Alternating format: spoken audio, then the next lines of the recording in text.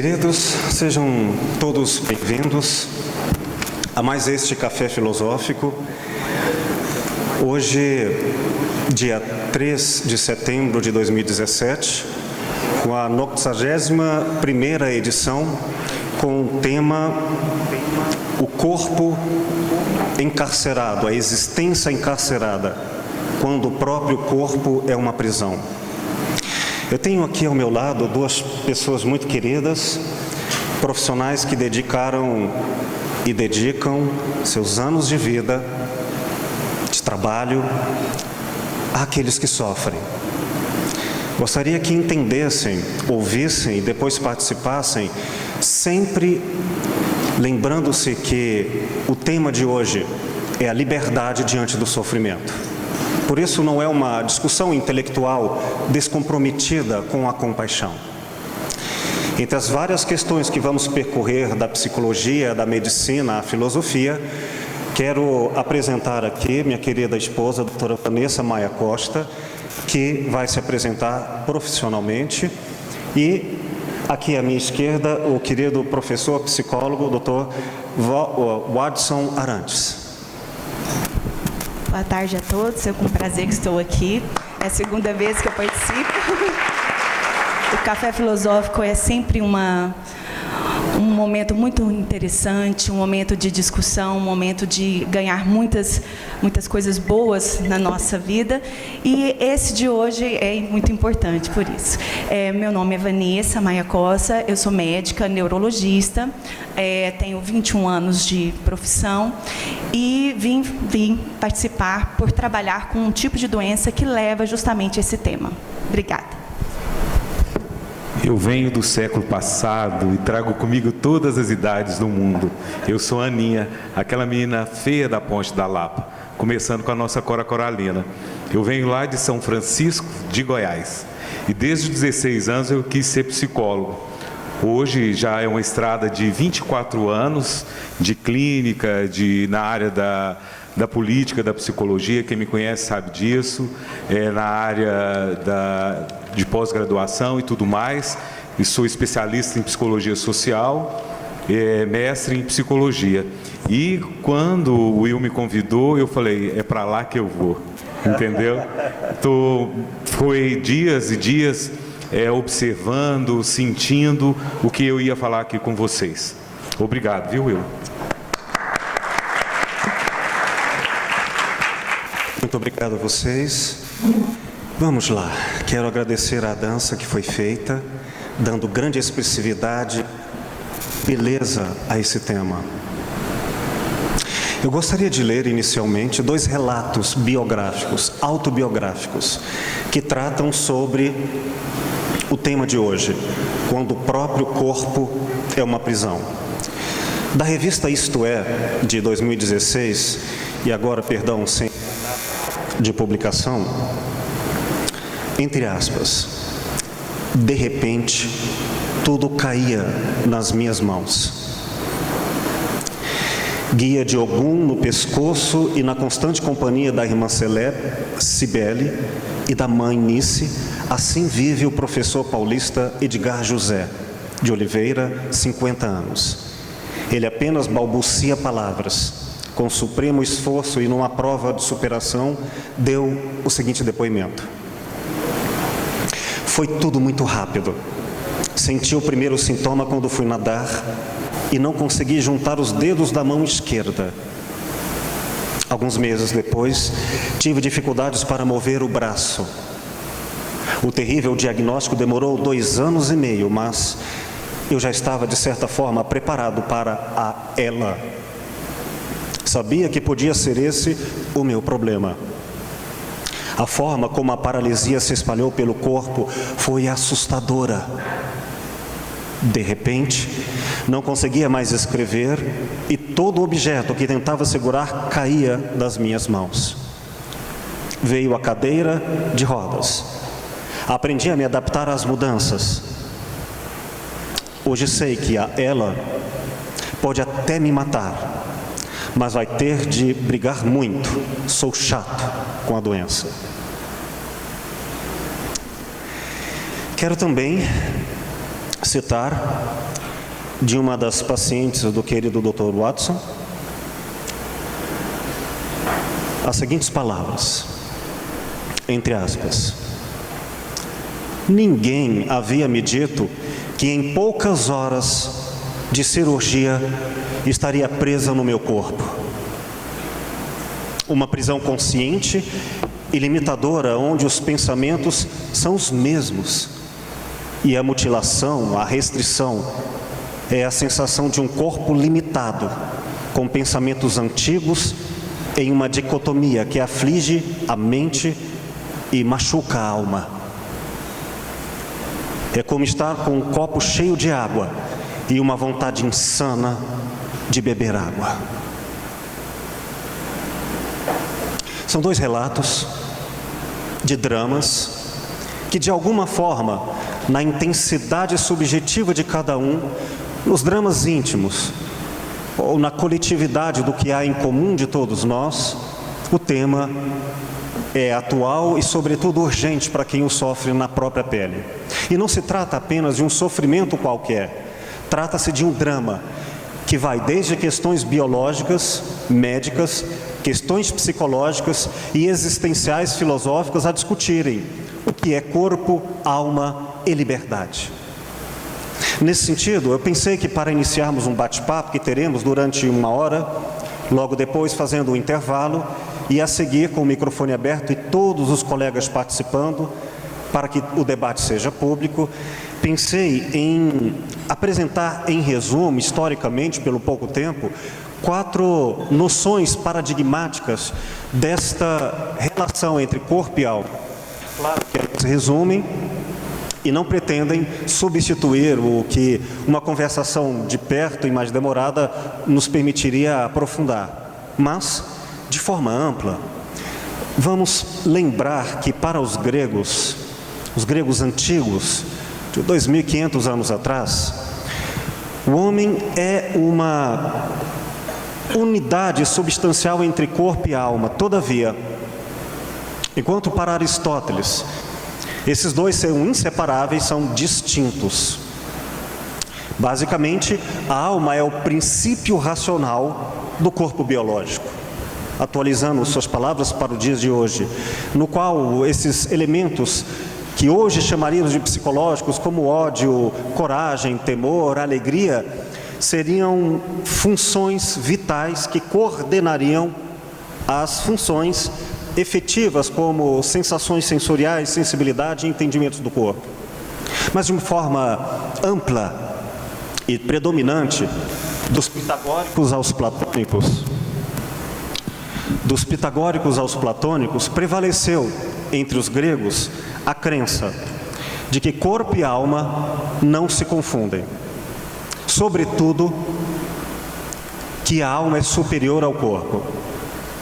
Mas os gregos entendiam, sendo a alma, o intelecto, superior ao corpo, era importante que o corpo não atrapalhasse a liberdade da alma. O método, que foi desde o instrumento bélico até a espiritualização filosófica, foi tornar o corpo forte, para que a alma tivesse facilidade neste corpo aprisionado, neste corpo encarcerador. É bom citar o que é tão conhecido de Platão, a frase: o corpo é o fardo da alma. Mas enquanto os gregos entendiam que o corpo precisava ser forte para que a alma tivesse grande mobilidade e não atrapalhasse muito o corpo aos pensamentos, os cristãos medievais pensaram inversamente a mesma coisa. Igualmente separando o corpo e a alma, não só uma distinção, mas uma separação muito clara. E aqui eu cito Francisco de Assis, para o qual o corpo é o irmão asno, chamando ele assim. E nessa separação, se o corpo ficar mais frágil e fraco, melhor para a alma se libertar, porque este corpo terá menos força de tentações para a alma. Daí, um grande esforço de flagelo contra o corpo. Percebem? Os gregos fortalecem o corpo para libertar a alma. Os cristãos medievos enfraqueciam e supliciavam o corpo para libertar a alma. Os modernos, e aqui a partir do século XVII, como pensadores que talvez possam ser marcos de referência histórica, Francis Bacon, em Um Novo Órgão, e René Descartes, nas Meditações, que separam completamente pensamento abstrato e corpo. O corpo deixa de ser sagrado medieval e deixa de pertencer à metafísica da essência da realidade. Agora, sobre a égide do pensamento científico, o corpo é totalmente coisificado. Ele pertence à categoria do mundo e não mais do humano, sendo o humano um valor abstrato e o corpo um objeto das ciências que pertencem a quaisquer objetos, ciências naturais. Assim, o corpo é o objeto da medicina e depois das derivações do pensamento médico, como a psicologia, a psiquiatria.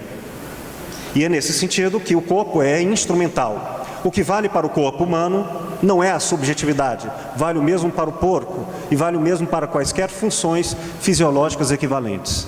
O corpo não pertence à identidade do humano, pertence como objeto às funções da natureza e, portanto, é 100% positivado e objetivo. No mundo contemporâneo, pensando já agora no século XX, e é claro, repito, das múltiplas posições, eu cito como uma representação, talvez uma primeira síntese perfeita entre corpo e alma no pensamento filosófico, através do existencialismo fenomenológico de Merleau-Ponty, para o qual o corpo e a alma não são vistos como elementos separados, mas são aspectos de uma única percepção do mundo. Substitui-se então a ideia de corpo ou de alma para a corporeidade da percepção. Significa, em outras palavras, que tudo o que percebemos é encarnado das noções de tempo e espaço, ou, em outras palavras, é perspectivado a partir das vivências corporais. De tal maneira que, se eu pensar em coisas abstratas, eu ainda terei que fazer analogias com categorias do tempo, antes e depois, e do espaço, grande, muito, pesado ou leve.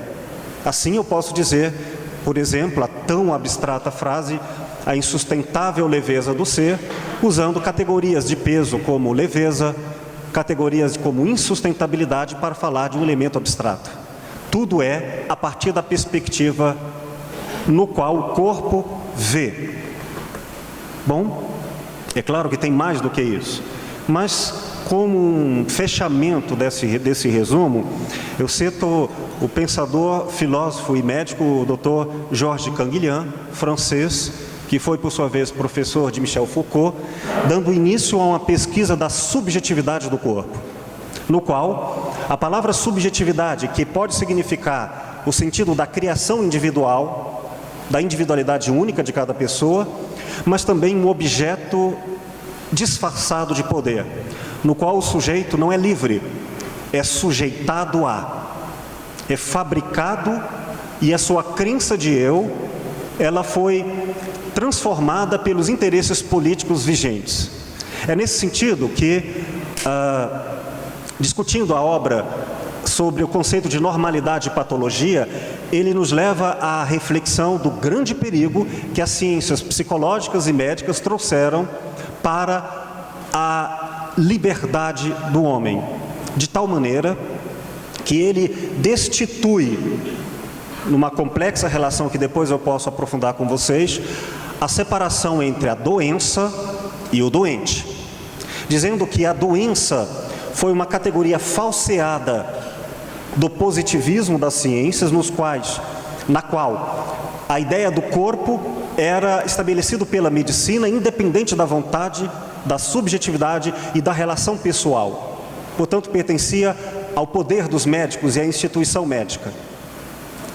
E quando nós recuperamos a noção de doença, não mais por uma classificação de ordem médica ou política, e ela renasce pela subjetividade de cada pessoa e como cada pessoa pode entender se está ou não doente, se aceita ou não a classificação de ordem, é que poderíamos pensar que duas pessoas que teriam, por exemplo, a mesma doença classificada em termos médicos, uma delas estaria doente, a outra não.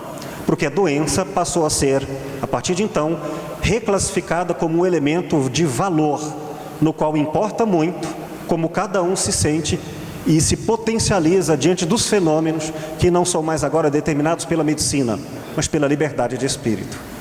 É nesse sentido que o querido professor Watson Arantes vai falar da sua experiência médica enquanto psicólogo, e nesse viés ele vai falar um pouquinho da sua noção de suas correntes psicológicas. Eu quero falar dentro do meu espaço, que é como filósofo clínico, que atua há 18 anos em consultório, e toda a vida dedicada à filosofia como uma forma de orientação terapêutica. Convido a doutora Vanessa a falar de anos de trabalho em qual ela vive e sofre com pacientes que viveram dramas como este do relato a ela. Vamos lá, queridos, suas experiências. À vontade. As damas primeiro. Bom, vamos começar. Antes, o meu papel aqui hoje é mais para falar um pouco da parte médica, do que é uma doença que faz o corpo ficar encarcerado. Bom, na verdade, nós temos várias doenças neurológicas que podem levar ao que chamamos de prisão no próprio corpo. Mas eu vou falar de uma específica por ela ter um impacto na vida da pessoa muito maior, por ela ser uma coisa de evolução mais lenta, não como um AVC que pode fazer com que a pessoa fique presa no corpo, ou um trauma raquimedular alto. Então eu vou falar de uma doença específica e como essa doença mexeu comigo, como essa doença mexe com quem é portador, com as pessoas em volta. Bom, essa doença sobre a qual estou falando, ela tem uma sigla, que todo mundo chama de ELA. Ela, na verdade, ficou mais conhecida há uns 3, 4 anos atrás, com o famoso jogo do balde da água gelada, que foi uma forma de promover o conhecimento da doença, levantar mais fundos para as pesquisas sobre essa doença. A ELA vem de esclerose lateral amiotrófica. Tem que ter cuidado, porque o termo esclerose é usado em várias outras doenças, como esclerose múltipla, que é um outro tipo de doença, é usado como um termo leigo, a pessoa ficou esclerosada, idosa, ficou demente, então tem que ter muito cuidado. Então a ELA, na verdade, é uma doença, mas ainda não se sabe se ela é uma doença única ou são várias doenças, caracterizada por ser neurodegenerativa, em que começa a haver uma perda dos neurônios motores da medula espinhal e do córtex, ou seja, e do cérebro. Essa perda, ela é variável, vai de indivíduo para indivíduo. Tem pessoas que começam a doença com manifestações nos pés, nas mãos, nos braços, como esse descrito. Tem pessoas que começam a doença já com manifestações como dificuldade para engolir, para falar, que é uma forma mais grave, que nós chamamos de forma bulbar, ou paralisia bulbar progressiva. É uma doença que tem mais ou menos 1 a 1,5 de novos casos por 100 mil habitantes por ano. Ela é rara e, ao mesmo tempo, não é tão rara. E não sei se estamos fazendo mais diagnósticos, mas parece que estão aparecendo mais casos a cada dia. Quando eu me deparei com o meu primeiro paciente com esclerose lateral amiotrófica, foi um paciente já no fim da doença. E eu sempre pensei, quando eu comecei a neurologia, que eu não queria mexer com esses tipos de paciente, porque é muito sofrido. Mas, de repente, no leito de morte desse primeiro paciente que eu pude ver com ela, eu me encantei pela doença e pelo doente, e por aquela pessoa que estava. Ela estava totalmente imóvel, ele só mexia os olhos, ele estava na sua fase terminal, ele estava traqueostomizado, num respirador, ele estava alimentando por uma sonda que nós chamamos de gastrostomia, e mesmo assim ele sorria. E ele dizia que o dia que for a hora ele ia, ele lutou até o fim, ele ia. E com isso eu comecei então a ver mais pacientes, começar a receber, porque geralmente na nossa especialidade tem muitos colegas que não trabalham com essa doença, porque é realmente uma doença muito difícil, ela é muito sofrida. E quando você se depara com a ELA, que seriam 3 letras 3 coisas acontecem. A primeira, uma modificação no paciente. O portador, aquele que recebe o diagnóstico, e hoje com acesso à mídia, com o Dr. Google, eles às vezes já até chegam no nosso consultório assim, doutor, eu estou com ela, será que é ela? Então, há uma modificação total no paciente. Isso vai de cada um. Ao longo desses 21 anos, se me recordo bem, já foram mais de 40 pacientes que eu vi e acompanho agora no momento, uns 10 ou 12, se não me engano. Cada um reagiu de uma forma, cada um evoluiu de uma forma, cada um teve o seu pensamento, a sua modificação.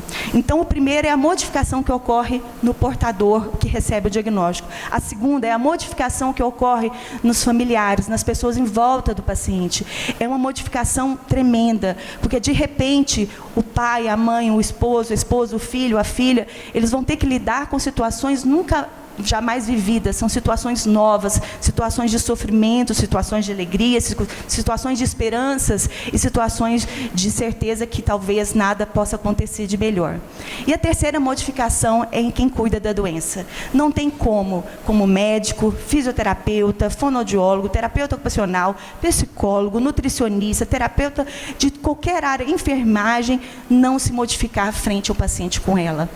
É uma modificação interna e externa que não tem como explicar, só quem vivencia isso. É muito difícil fazer o diagnóstico, toda vez que eu faço um diagnóstico novo, e agora, eu tive um problema sério de saúde, fiquei um tempo sem trabalhar, e quando eu voltei, na segunda semana de trabalho, me veio um paciente novo com suspeita de ELA, um rapaz de 36 anos. Apesar dela ser mais frequente em pessoas mais velhas, mas a gente vê essa bimodalidade nas idades, e realmente com características clínicas, é lógico que falta uma série de investigação, e eu me pus a pensar, poxa, mais um, como que eu vou me portar? E a gente vai se modificando. E frente a isso, eu tenho experiências belíssimas para contar, como cada um reage. Algumas pessoas se revoltam, algumas pessoas tentam autoextermínio, outras lutam até o fim e acreditam que, mesmo que elas não estão mexendo mais nada, porque no final da doença, realmente não se movimenta mais nada. Os únicos músculos que ficam preservados são a musculatura da motricidade ocular extrínseca, que são os movimentos dos olhos para cima, para os lados, para baixo. Tanto que no final, quando eles estão totalmente encarcerados, existe hoje métodos de comunicação, métodos até bem sofisticados através de computador, que lê os movimentos a retina e o movimento desses músculos, e o paciente consegue se comunicar através de um computador. E ele consegue falar, bom dia, estou com dor, estou com sede, estou com calor, estou com dor no pé, coça meu pé, coça minha nuca, porque você imagina uma pessoa totalmente imóvel. É realmente uma experiência do ponto de vista sensorial, do ponto de vista de vida, é muito difícil. E tem um portador dessa doença, que é de São Paulo, e que é paciente de um dos neurologistas mais experientes na doença, que é o Dr. Caribulli. Ele escreveu um livro muito bonito, que chama Momento de Viver. E ele coloca, só vou um trechinho do que ele fala, assim: ter o diagnóstico de uma patologia degenerativa como ela não é o fim da vida, mas sim uma valiosa oportunidade de descobrir novas maneiras de amar. João Marcos Andreatta. Então, assim, a visão nossa é muito maior do que o paciente lá encarcerado. E se ele tem vontade de viver, mesmo nessa fase de total prisão do corpo, ele conseguindo se comunicar, ele ainda pode ter uma vida, ele ainda pode ter uma vida social, familiar, uma vida não plena em todos os sentidos, mas principalmente cheio de compaixão e de amor com a família. E eu vou, só um minutinho, tem também um livro maravilhoso, não sei se vocês conhecem, é do Mitch Albom, que chama A Última Grande Lição. Eu vou até sortear 2 no final do café. Esse livro foi um livro muito importante para mim, porque é da história de um senhor com esclerose lateral amiotrófica, e como ele vivenciou o início ao final da doença através dos olhos de um aluno, um ex-aluno dele, da faculdade, que era um grande jornalista americano na época, e é lindo, é um relato maravilhoso de como uma pessoa encarcerada no próprio corpo, ela se fez muito mais presente, muito mais viva no dia a dia. Comenta só rapidinho A história do Stephen Hawking no filme e o quanto daquilo é verossímil? O Stephen Hawking, ele é considerado um milagre da doença. Muitos acham que ele tem uma variante da doença, porque não existe ninguém que sobreviveu tantos anos igual o Stephen Hawking. Geralmente, a doença, ela leva ao óbito em torno de 2 a 6 anos. Isso é uma variabilidade muito grande. Quando o paciente começa com a forma bulbar, que é essa forma com dificuldade para deglutir, para falar, geralmente é mais rápido, porque vai cometendo as funções respiratórias. E quando, geralmente, antigamente, eles morriam bem mais rápido. Hoje, lógico, a gente está vendo uma maior sobrevida nos pacientes com relação aos cuidados de ventilação mecânica, fisioterapia, fono, todos esses cuidados estão aumentando as sobrevidas. Eu tenho hoje uma paciente que já está completando 10 anos e ela é da forma bulbar. Ela está completamente hoje na cama com respirador, mas está viva ainda. E o Stephen Hawking, eu acho que o filme foi bastante fiel à biografia escrita pela esposa dele. Ele é um caso único no mundo com mais de 50 anos de doença. Talvez por ter uma mente tão brilhante, talvez aquela mente tenha um controle do corpo tão excepcional que ele conseguiu sobreviver até hoje. É lógico que hoje ele é totalmente dependente de ventilação e ele já está perdendo, ele ainda tinha algum discreto movimento nos dedos com o qual ele mexia com a sua comunicação através do computador, ele está mexendo, acho agora que ele está usando o sistema da visão. O nome do filme? A Teoria de Tudo, né? A Teoria de Tudo. É belíssimo, recomendo. Né? Ele ganhou o Oscar de melhor ator, é muito lindo. Professor? Ouvindo aqui a doutora e o Will, é interessante, né, nesses 24 anos, e a minha abordagem é a psicologia fenomenológica existencial. Então, a gente constrói a nossa história através dos nossos órgãos de sentidos, a percepção nessa relação com o mundo, né? Então, como é que a gente constrói o nosso corpo? Como que essa sociedade está construindo o nosso corpo? Como é que está numa sociedade que é considerada líquida, em que você tem um cardápio, né? Você tem um aplicativo e você escolhe o que você quer, né? Eu conheço, assim, no dia a dia, conversando com algumas pessoas, uma me disse, eu escolho por idade, se tiver 40 anos, porque eu não quero pagar a minha conta no bar, entendeu? Então, como é que é isso? Essa sociedade em que o ter sobrepõe ao ser. É uma sociedade em que a cirurgia bariátrica ela se tornou estética. Então, essa frase, né, aliás, esse depoimento é de uma paciente, cliente minha, em que ela autorizou. Eu vou ler de novo, só para vocês poderem observar como é que a percepção aprisiona o corpo e o corpo fica aprisionado pela mente. Olha que interessante, ó. Ninguém havia me dito que em poucas horas de cirurgia estaria presa no meu corpo, uma prisão consciente e limitadora, onde os pensamentos são os mesmos e a mutilação, a restrição e a sensação de um corpo limitado com pensamentos antigos em uma dicotomia que aflige a mente e machuca a alma. É como estar com um copo cheio de água e com vontade insana de beber água. Então, o que é que está acontecendo com essa nossa sociedade, que a cirurgia bariátrica ela é indicada para obeso tipo 3.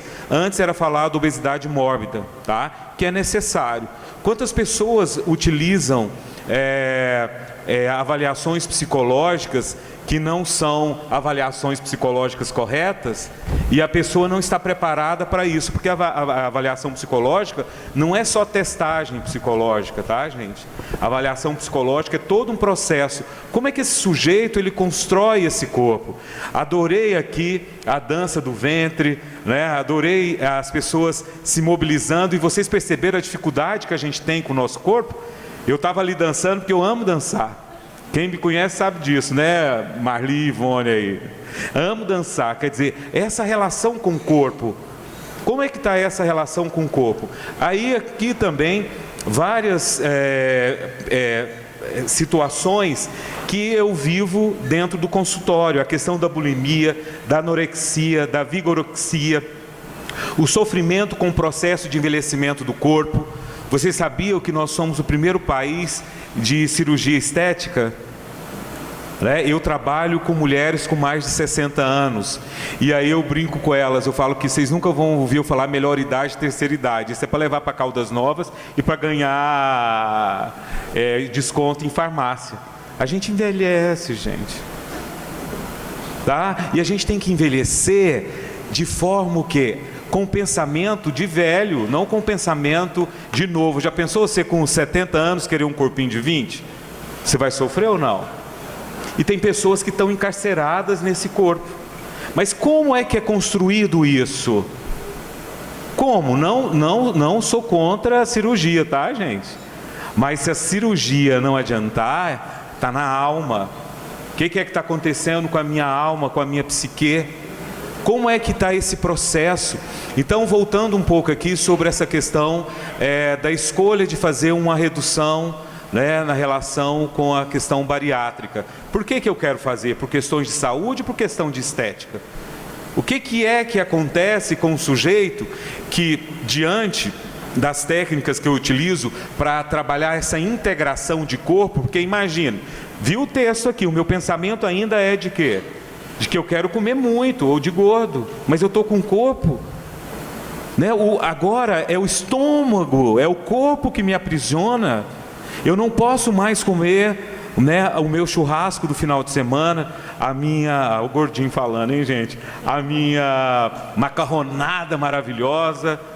Então, sempre quando a gente vai fazer avaliação psicológica, a gente tem que trabalhar com o sujeito o limiar de frustração. Qual que é o limiar de frustração? Se o sujeito não consegue trabalhar o seu limiar de frustração, ele vai ter um dumping. Vocês sabem o que é dumping? Né? Se ele come doce ou coisa gordurosa, ele tem sensação de morte. Como é que ele vai reagir a essa sensação de morte? Como é que ele vai na casa do sobrinho que está fazendo aniversário de 1 ano com aquele tanto de guloseima? Como é que ele vai reagir a isso? Como é que é? Então muitos entram em quê? Em depressão, né? E recrudescem, né, se sentem infantilizados, desloca aquela compulsão por outras compulsões. E aí o processo psicoterapêutico pós a cirurgia é importantíssimo também. Então, essa questão da cirurgia bariátrica, que ficou nessa questão estética, por quê? Porque eu estou aqui com vocês, estou aqui nesse tempo, estou alegre, feliz, não estou? Mas quando eu chego em casa e olho lá para o meu espelho, e aí eu vejo que eu não sou o Janequine ou a Gisele Bündchen, que eu estou todo costurado, porque eu fiz a redução, emagreci 70, 80 quilos e meu corpo não é aquele corpo que eu desejava. Como é que é essa frustração? Como é que isso acontece? Então vem para o consultório pessoas que estão realmente aprisionadas. E é interessante, depois desse processo que eu falo, agora nós vamos começar a psicoterapia. Entendeu? Quando começa essa integração. E essa cliente, porque eu sou da abordagem não de DSM-5, tá? A minha abordagem é a fenomenologia. A gente trabalha o espaço e o tempo, né? Então a gente vive o pêndulo de Foucault, o passado, presente e futuro. A gente vive aonde, gente? Presente, não é? Só que a gente traz verdades lá do nosso passado, como coitadinho, ai, meu corpo é horrível, minha orelha é grande, eu não sei o quê. E aí a gente traz isso para o meu presente, ou eu vou para o meu futuro, quando eu ganhar na Mega Sena, quando eu isso, aquilo, outro, mas eu não vivo o meu presente. Então é um enfrentamento real da nossa existência. O Viktor Frankl, que é o pai da logoterapia, que é a terapia do sentido da vida, e aí é interessante o trabalho que a gente, com a questão da finitude, e esse mês de setembro é o mês da visibilidade em relação ao autoextermínio, a questão do suicídio, que é importante que a gente fale também, que essa sociedade nossa perdeu o sentido da vida, né? Qual que é o meu sentido? Então eu tenho um carro, eu tenho uma casa boa, eu tenho um casamento, mas eu estou me sentindo ruim. O céu está azul, mas eu estou me sentindo cinza. Eu não consigo ir para um clube ou ir para o carro porque a minha barriga, né? E aí eu brinco que eu assumo que eu sou obeso. Não estou fazendo apologia à gordura, tá? Porque eu tenho que fazer minha dieta, eu sou diabético, tá bom? Mas se eu assumo que eu sou gordo, o povo fala, não, Ad, você é fofinho. Olha pra você ver esse rostinho de bebê Johnson, entendeu? E aí as pessoas sentem mal com isso. Como é que é isso, hein, gente, para cada um que está aqui? Como é que eu estou com o meu corpo? Como é que eu estou com a minha relação com o meu corpo? Ah, eu estou isso, aquilo, outro. Mas alguém vai na academia? Alguém faz dieta? Porque é dieta, essa coisa de falar que perdeu. Acha, gente, a gente perde mesmo. Quem for fazer dieta tem que perder o quê? Não vai poder comer o que gosta, vai? Então tem o quê? O quê? Você quer, então você tem que o quê? Fazer. Então se eu não estou satisfeito com o meu corpo, o que eu tenho que fazer com isso? Eu tenho que realmente assumir que eu não estou bem com o meu corpo, eu estou aprisionado nele. Então eu tenho que o quê? Fazer para mudar. Agora, eu vou mudar porque existe aí aplicativo que tira as minhas orelhas, né? Tira a minha barriga, não tem esses aplicativos? Os Photoshops da vida, né? Tem até um celular que já tira foto, já tira as expressões, né? Então a gente vive numa sociedade que o corpo está em voga. Então eu falo o seguinte, do cotidiano. Então a gente vive um cotidiano, a gente vive esse cotidiano, e aí eu tenho que ter aquilo outro, e aí de repente eu quero ter um smartphone número 77, eu tenho o número 20, aí eu estou sofrendo, aí eu tenho o smartphone 77, aí de repente chega o 78, aí aquele 77 deixa de ter importância. E aí indo aí um pouco para a filosofia, o Cronos e o Kairos, o tempo. O Cronos e o Kairos, né? Então o Cronos é o tempo que é inventado, esse aqui, do relógio, em que você está no dia a dia. E a gente esquece do nosso Kairos, do nosso tempo interno. Como é que está meu tempo interno? Então tem uma palavra, eu não sei se vou expressar, mas é americana, porque hoje está tudo isso, savoring, tá? Saboreie, gente. Tenha data marcada para você ter prazer. Vai lá, faça o seu café da manhã, aquela coisa gostosa.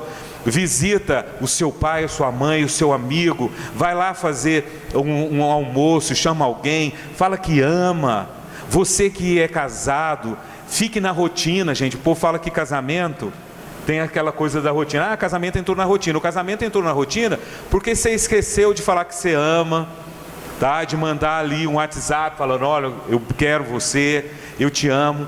Então, em relação a essa questão do corpo e dessa vivência em consultório, você percebe o quanto as pessoas estão aprisionadas no seu próprio corpo. Quantas pessoas estão sofrendo porque quer ter um corpo que não é seu. Então, essa congruência, a importância dessa congruência de mente e corpo.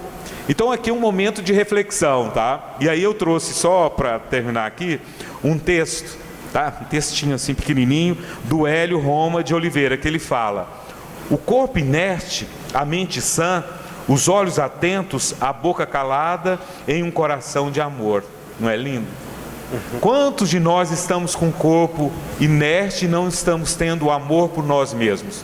E o amor aqui não é de passar a mão na cabeça não, tá? O amor é de falar, olha, é você que entra no limite do outro e é você que permite com que o outro entre no seu limite.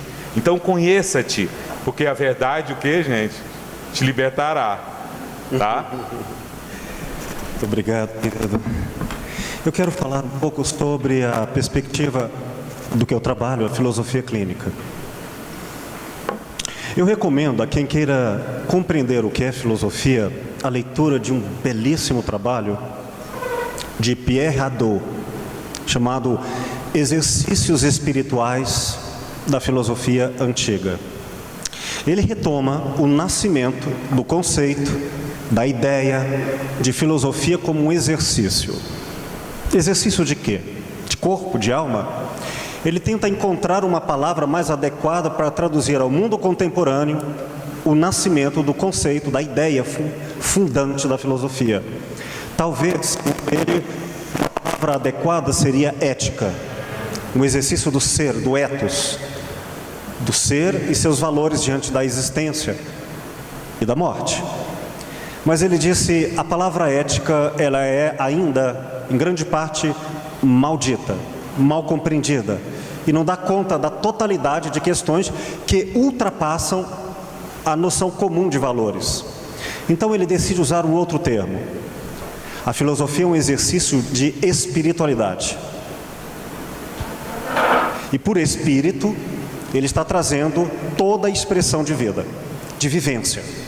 Portanto, inclui corpo, alma, qualquer coisa, ou qualquer outro nome, do divino, do sagrado, profano, ou qualquer classificação, mas a existência vivida.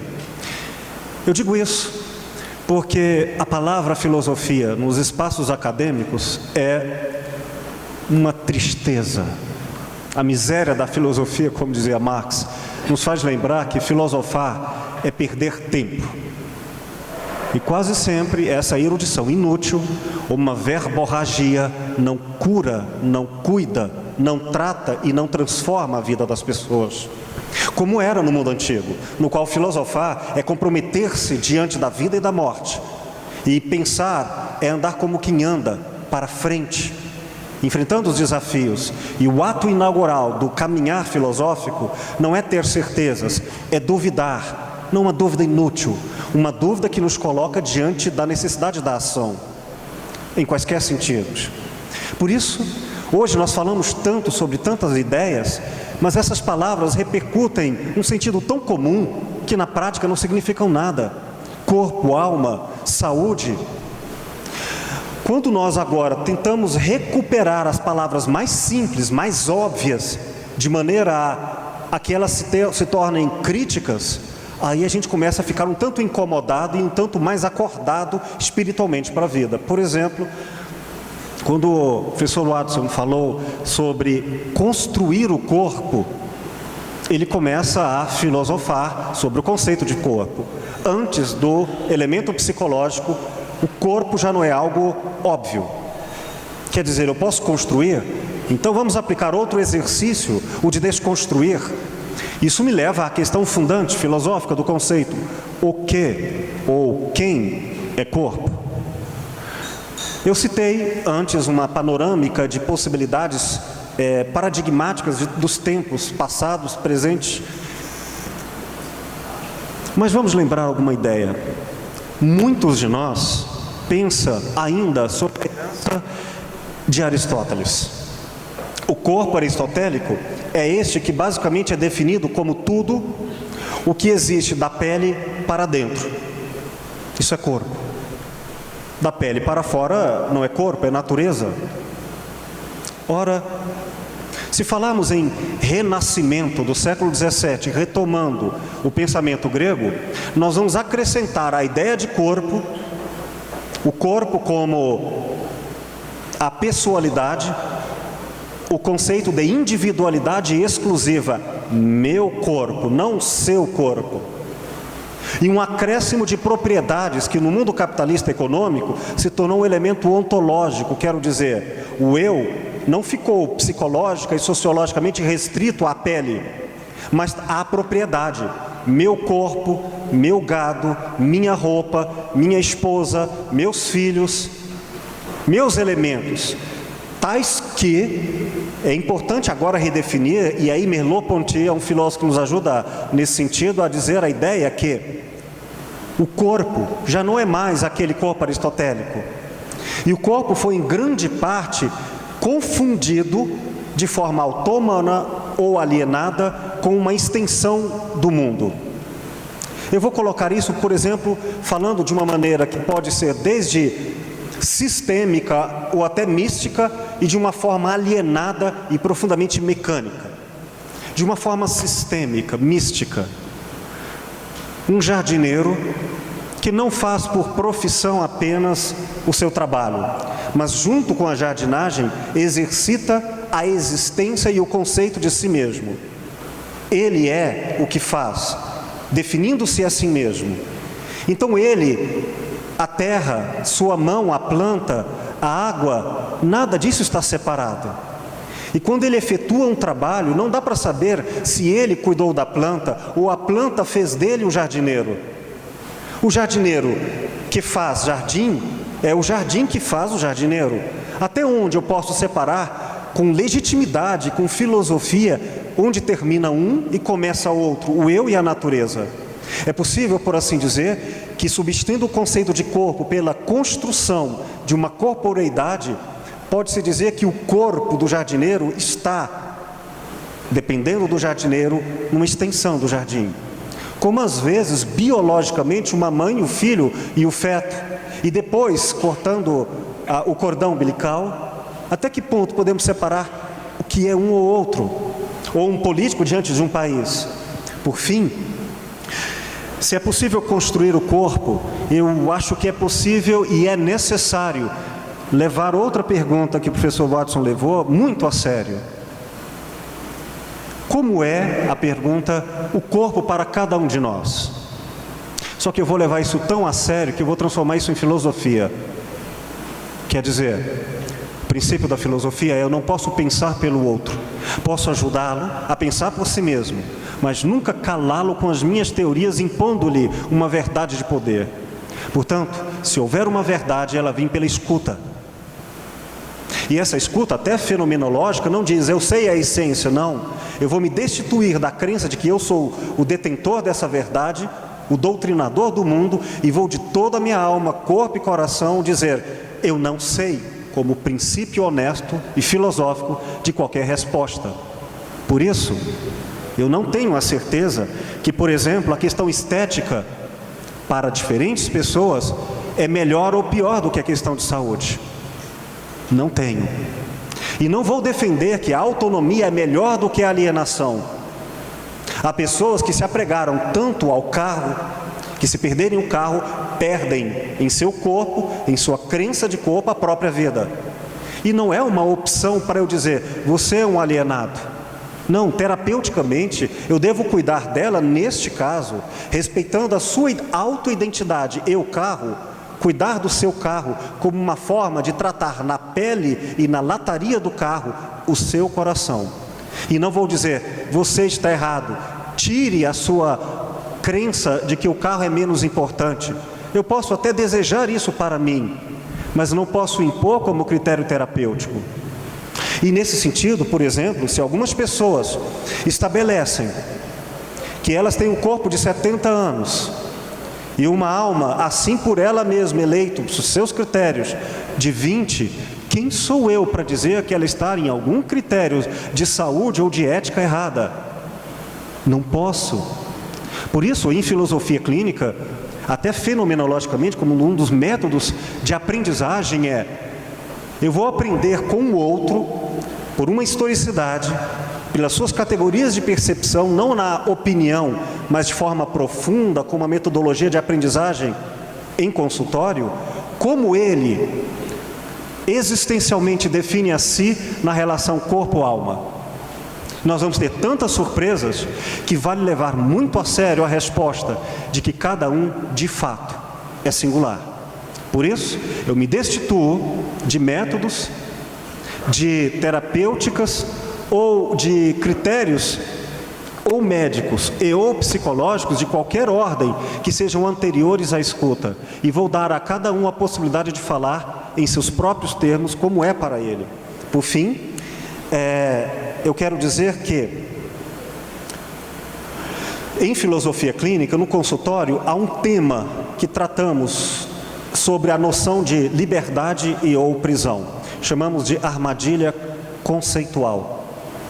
Conceitual porque o conceito, tal qual é concebido por cada pessoa, tem respostas e problemas diferentes. Muitas vezes, algumas pessoas se sentem presas no corpo. A exemplo da redução de cirurgias, e elas não se reconhecem identitariamente no corpo. O corpo torna a mente ou a alma ou os sentimentos reféns. Outras vezes, elas são corpo. E elas têm alma, têm pensamentos. Fernando Pessoa tantas vezes disse isso.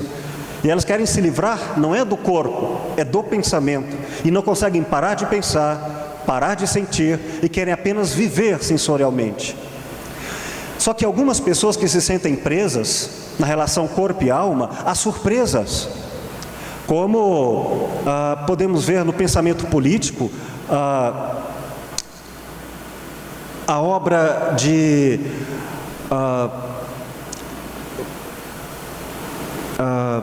no existencialismo, nós vamos encontrar no transcendentalismo americano, Walden, ou A Vida nos Bosques, David Thoreau, ele decidiu viver livre da política, dos impostos, porque a sociedade entre os homens estava corrompida. Mas ele acabou sendo preso por não pagar impostos. E na única noite que ele passa na cadeia, ele escreve um livro, um pequenininho livro, sobre a desobediência civil, que influencia Tolstói, Gandhi, Martin Luther King e toda uma geração à luta pela liberdade, ao preço da prisão.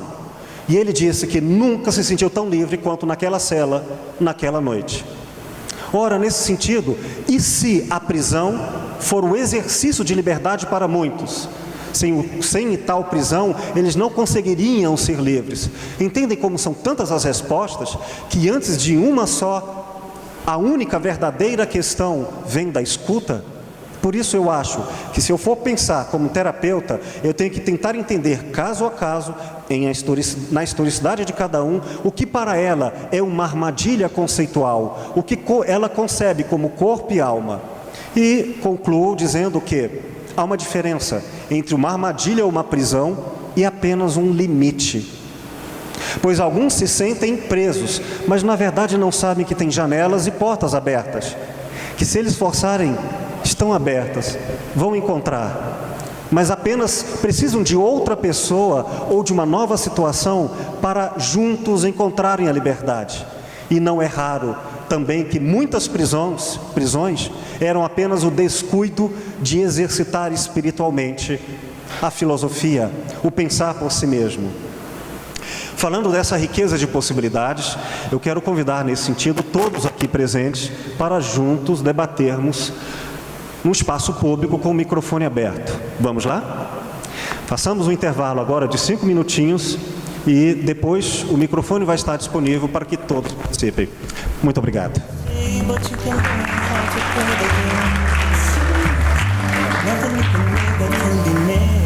Muito bem, queridos, eu convido agora todos os colegas presentes para participarem com o microfone aberto e conversarmos, trocarmos ideias, por gentileza. Boa noite. Boa noite, querida. Meu nome é Lúcia, sou professora de literatura, professora universitária. Estava conversando com Vanessa, eu passei por uma experiência assim, inesperada. Como tudo na vida é inesperado. Eu tinha muita dor nas costas, muita dor nos ombros, e vai para o ortopedista, é bursite, é isso, é aquilo. A professora tem dor nas costas mesmo. O professor tem dor nas costas e lá vai Tilex, né? E de repente, não mais que de repente, como tudo na vida, a dor foi aumentando com a dor de fratura exposta. E mais que de repente, comecei a perder os movimentos. Perdeu os movimentos dos braços, ia andando e caía, levantava, ia beber água e caía, e paralisando, meu lado esquerdo foi paralisando completamente, assim, de repente. Perdi completamente o controle do intestino, da urina, e meu marido apavorou. Que hoje a gente que é leigo pensa que tudo é AVC, né? Nossa, vamos para o neurológico, é AVC. Chegamos no neurológico, fui muito bem recebido, todo mundo sabe que o hospital é excelente. Me mapearam lá, descobriram que eu estava com um tumor, um meningioma na C3, na cervical. Desesperaram todo mundo, né? Orações por Goiânia inteira, louvado seja Deus. Agora eu quero contar a experiência que é perder todos os movimentos, ficar presa dentro do corpo, como o poeta disse lá, o pensamento voa e o corpo preso, né? Aí fiz a cirurgia graças a Deus muito bem sucedida, com um médico excelente, Dr. Wilson. O que aconteceu? A recuperação não foi fácil. em cima de uma cama, totalmente imóvel, de colete, aqueles coletes de cura. Graças a Deus, igual eu falo, de repente a gente começa a perceber que o nosso corpo, Lúcia, isso aqui é apenas um instrumento de prazer ou dor. Lúcia não é só isso aqui. Eu sabia que eu era muito mais do que meus olhinhos verdinhos. De repente, eu tenho um casamento de 40 anos, graças a Deus. Meu marido olhava para mim e falava assim: eu te amo, fica boa. E eu pensei assim: como que ele pode me amar desse jeito? Não tem cabimento, ele deve estar me incentivando. Não é mais aquilo, tudo aquele cuidado, a oração das pessoas. Eu fui vendo que a cada dia, que gente, como o professor ali falou, 40, 50, 60, 70 anos, é apenas um instrumento que nós temos de dar, receber amor, construir um mundo melhor, dar nossas opiniões, oferecer o que a gente tem de melhor. Porque o corpo, gente, é muito fácil de perder. Muito obrigado, querida.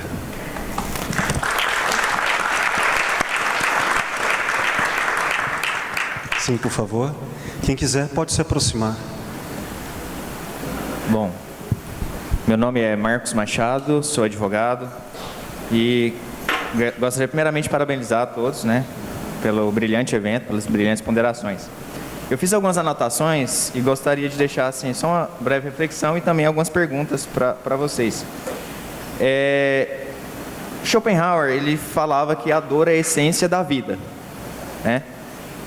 Qual que seria essa relação, então, da dor, essa dor?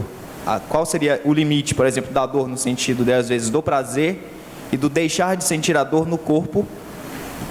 Outra questão também que eu achei interessante, poderia ser discutida, a questão estética, o feio e o belo, dentro dessa questão do cárcere, do corpo.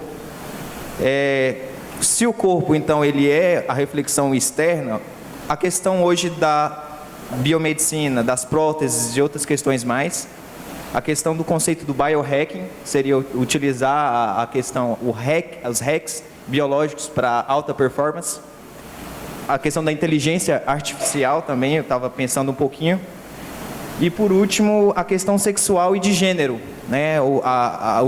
as ponderações que poderiam ser articuladas nesse sentido, de às vezes eu estar dentro de um corpo e às vezes não me sentir naturalmente satisfeito com aquilo. Então, essas ponderações. Querido Marcos Machado, muito obrigado. Muito obrigado. Eu proponho aos colegas que a gente fique mais informal e um complemente o outro livremente na fala e vamos conversando, tá? E aí, queridos, o que vocês acham? Olha, eu achei interessante que é uma discussão que eu não falei sobre a questão do trans. Porque está tendo a visibilidade na novela, as pessoas estão observando, e aí você escuta as pessoas que estão leigas, que não têm o conhecimento, mas que coisa horrorosa, é falta de Deus, O que é isso, o que é aquilo outro? Na verdade, eu já atendi alguns casos de pessoas, indivíduos trans, encarcerados num corpo que não pertence a eles. Então é uma dor muito grande, com tentativas de suicídio, tá, gente? Porque não reconhece que aquele corpo é dele. Então imagine você não reconhecendo aquele corpo que faz você relacionar com o outro. E a gente já sabe que essa questão do trans acontece ali no desenvolvimento do feto, em que a mente vai para um lado e o corpo é desenvolvido para o outro. E antigamente muitas pessoas viviam aí escondidas, sofrendo a esse respeito. Eu tive um amigo que hoje é amiga, e que sempre foi amiga, e que ele falava assim: olha, eu não consigo estar bem com quem é hétero, o homem, e quem é homossexual. Eu não sinto ali naquele lugar. O meu lugar é com as mulheres, a identificação. Então é um sofrimento muito grande. Agora, como a gente vive numa sociedade heteronormativa, né, em que a gente tem que escrever um livro, né, me ajuda aí, plantar uma árvore, casar, não é assim? Essas coisas todas, e quem não segue esse caminho está à margem disso. Então, uma sociedade ainda presa nessa questão de que o corpo não me pertence, o corpo pertence ao outro, né? É uma polêmica muito grande que eu não quero entrar aqui, tá ok? Mas a questão singular desse sujeito que realmente se vê num corpo que não é dele, e o sofrimento que isso ocasiona. Então, acho que é interessante essa frase, esse questionamento que ele traz aqui, porque nós, agora, nesse momento, a gente está enxergando, sabe? Não está mais debaixo dos panos? Não está assim? Tem que encarar. E aí, vamos encarar com preconceito ou com conceito? Esse é o questionamento que eu faço. Eu queria falar um pouquinho sobre o caso da Lúcia, né? E o caso da Lúcia foi um caso em que ela teve momentaneamente presa dentro do corpo. E isso é uma coisa bastante interessante, porque eu também tenho uma experiência recente parecida. Lógico que não tanto quanto a dela, e não tanto quanto os meus pacientes com esclerose lateral amiotrófica, mas eu tive um problema de saúde bastante grave, precisei ir para UTI, para ventilação mecânica, ser entubada, e assim que eu pude ser extubada sem traqueostomia e me vi durante 7 dias em coma induzido e acordei. Quando acordei e fui extubada, eu não conseguia movimentar também. Então, a sensação que eu tive é que o corpo da gente ele é tão frágil e ele não vale nada, que o que importa é o que a gente está sentindo, é o que a gente sente naquele momento, é o que a gente ouve das pessoas em volta, é o carinho, é o amor, e é a certeza que mesmo que você fique assim, as pessoas vão estar do seu lado. Então, como a Lúcia, esse pequeno, às vezes, que pode ser minutos, horas, dias, meses, em que você fica totalmente refém do seu corpo, que você precisa das pessoas para todas as funções vitais, seja ela para você urinar, para você evacuar, para você alimentar. Então você vê o tanto que isso é tão pouco perto da vida, da beleza da vida. E uma outra coisa que eu achei interessante, tem 2 coisinhas só para eu falar. Uma outra coisa que eu queria dizer, como é que é a percepção do médico frente ao paciente encarcerado na ELA. Você tem que ter uma extrema compaixão, não é fácil. Lidar com esses pacientes, acompanhar a vida deles e ver, meses a meses, eles ficando cada vez mais aprisionados, e entender o que eles estão sentindo, até que ponto eles vão conseguir lidar com isso, tem que ser de extrema compaixão. Você não pode ser um médico técnico, você tem que se dedicar, você tem que se abrir com ele. E não pode ser uma consulta, um tratamento formal. Tem que ser muito, muito, muito humanizado. Senão, não merece você estar trabalhando com essas pessoas. E a última coisa, como o Marcos Machado falou de vários temas aí, eu lembrei de um filme que é bastante interessante, que fala de corpo, que é aquele Contra o Tempo, com Jake Gyllenhaal, eu não sei se falei direito, em que ele é um soldado que ficou totalmente mutilado, ele é mantido por máquinas, só tem o tronco, então ele tem o coração, o pulmão, tudo mantido, e através de um projeto de computação, ele consegue voltar 8 minutos antes de um grande acidente terrorista de trem perto de Chicago. Então ele volta no corpo de um homem que estaria no trem para tentar descobrir a bomba. Então isso acontece várias vezes até conseguir. Então eu acho interessante isso com relação à inteligência, né, artificial. Como seria você voltar num corpo? Tanto que ele se olha no espelho, ele se vê, mas as pessoas veem outra pessoa. É um filme bastante interessante que discute isso de corpo e mudança do corpo e a sua mente em outro corpo. Queridas Lúcia e Marcos Machado, é claro que sem conhecer a perspectiva, apenas por ouvir aqui o que a querida Lúcia nos disse, a impressão que eu tive que aquele corpo não era ela, havia nisso dois tipos de dores. Concluindo, disse ela, quase literalmente nesses termos, então eu descobri que este corpo é passageiro, eu não sou isto aqui passa logo.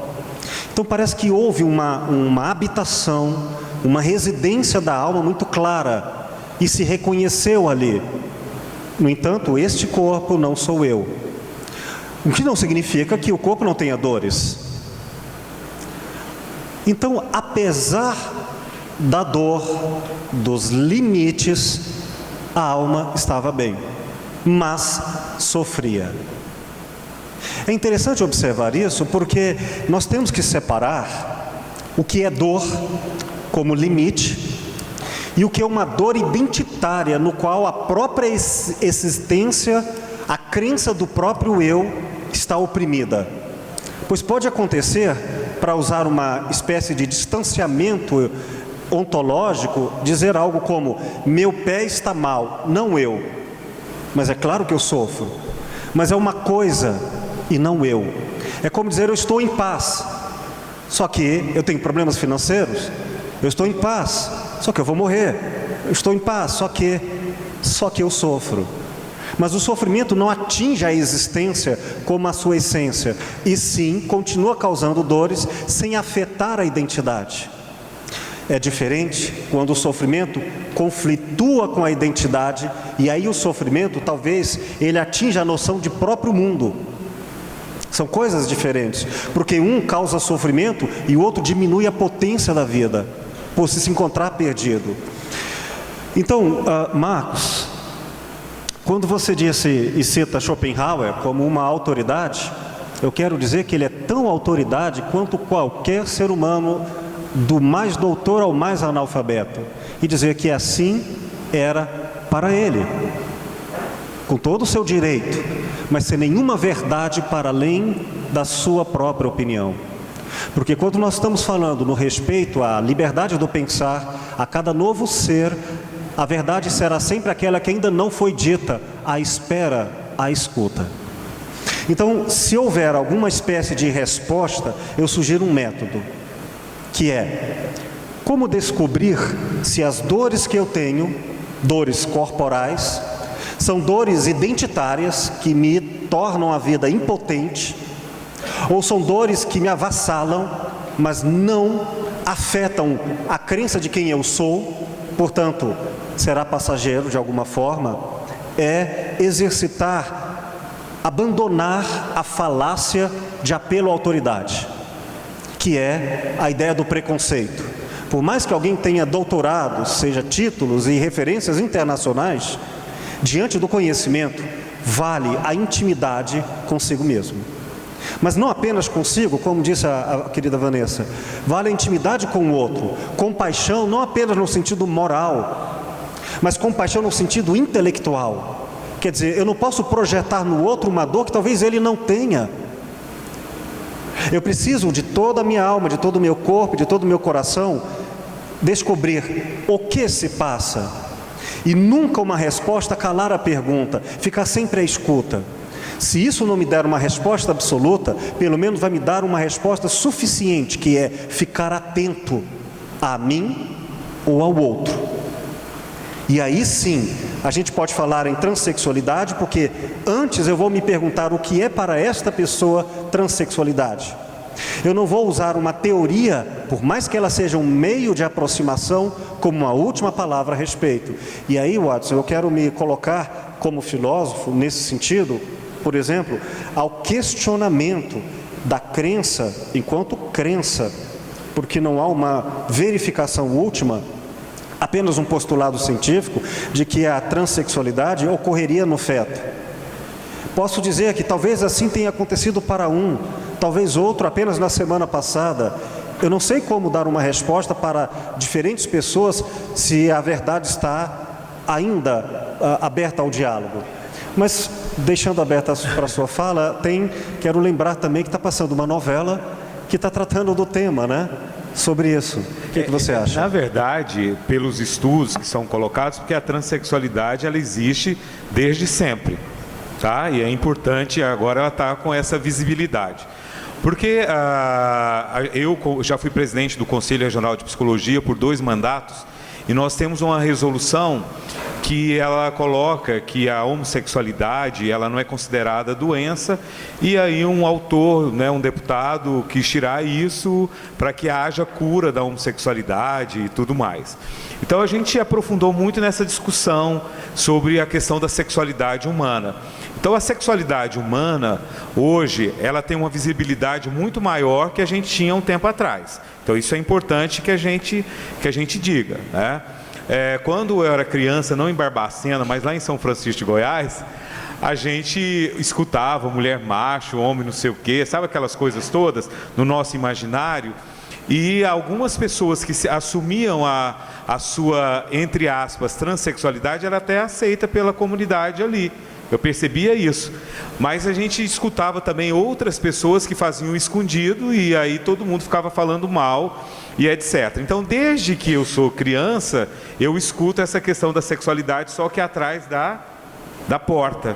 Então, essa questão da transexualidade ou da invisibilidade trans, né, que existia, porque era todo mundo colocado, olha, travesti, homossexual, homossexual efeminado, não é assim? Agora a gente está falando de questão de gênero, gente, que é uma outra questão. Porque é tanto que nessa novela, ela vai ser um transgênero masculino, não é assim? Mas ele é o quê? Ele é hétero. Não é assim? Mas tem gente que não, tem gente que não é. Então é muito confuso para a cabeça da gente, que seria um outro café filosófico aqui, para a gente poder discutir essa questão da sexualidade. Então, obviamente, quando o sujeito ele vem com sofrimento no consultório, porque a gente é contratado para isso. A gente não fica falando, olha, vem aqui, né? Então a pessoa ela tem esse sofrimento, então obviamente não tem julgamento. É tanto que eu falo para os meus alunos que o psicólogo ali no consultório ele é amoral.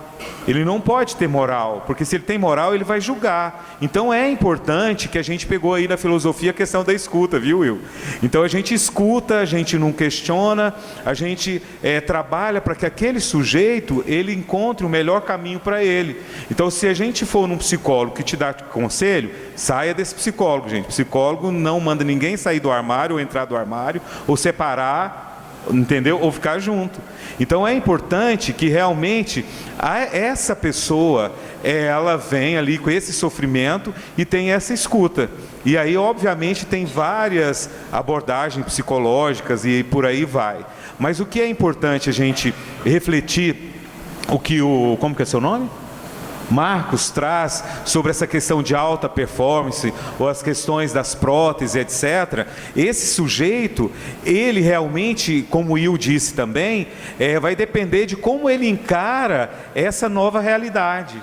Entendeu? Como é que ele vai se adaptar? É como o envelhecimento que eu disse, é como a cirurgia bariátrica que eu disse. Então esse sujeito, ele chega ali no consultório com esse sofrimento ou não.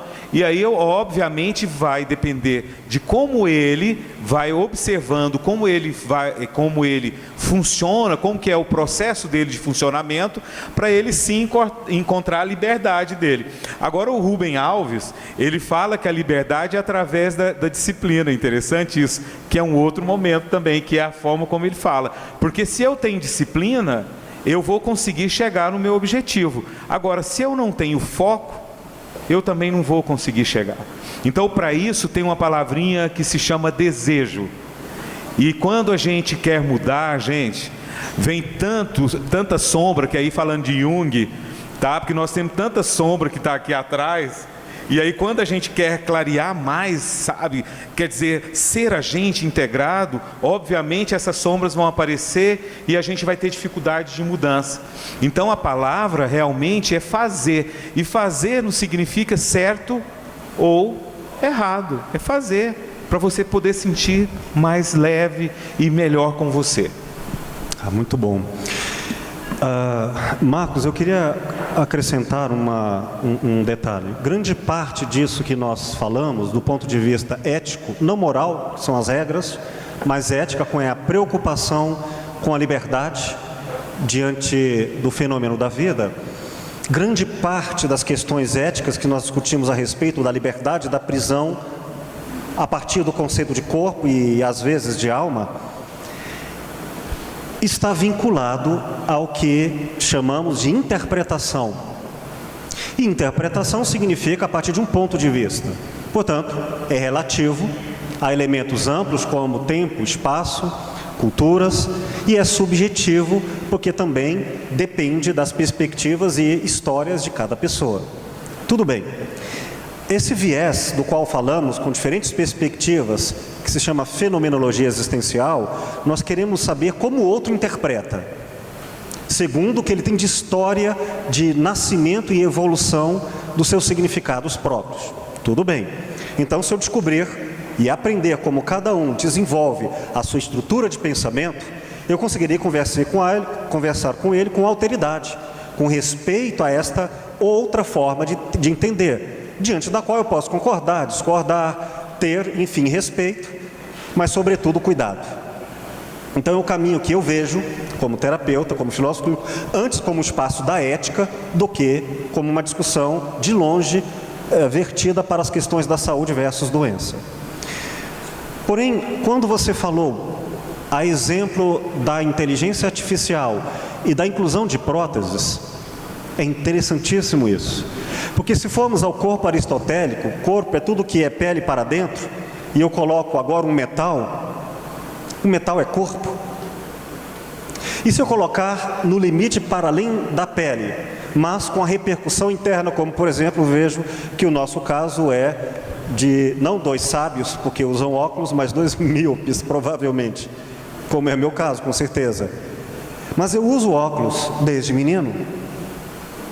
Significa que do lado de fora da pele, eu preciso do óculos para ver de dentro da pele, em um limite que não é facilmente nem ontologicamente definido, dentro e fora, e dizer, isso é prótese. E vamos a outra extensão. Ninguém aqui, provavelmente, na nossa cultura, vive sem roupa, de forma autoidentitária.